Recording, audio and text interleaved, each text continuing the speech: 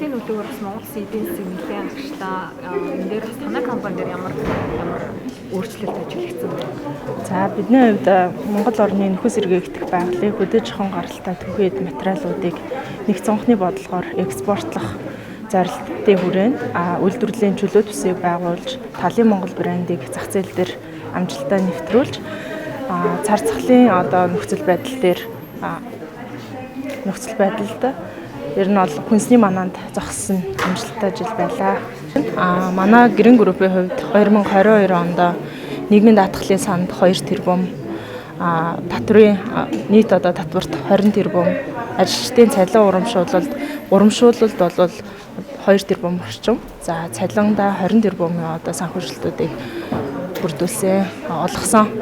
Анх удаага оролцож байна. За Гэрэн группийн хувьд Талын Монгол брендийг 20 онд амжилттай зах зээл дээр нэвтрүүлж, Монголын нөхөн сэргээгдэх байгалийн баялагийг эдийн засгийн эргэлтэнд оруулах, нэг цонхоор дэлхийд төлөөлөх уул уурхайн бус экспортыг хийх ийм зорилтын хүрээнд хэрэгжүүлсэн төслүүд маань амжилттай бас хэрэгжсэн. Үндэсний брендийг бүтээж байгаа. Мөн Лавша брендийг үйлдвэрлэж байгаа.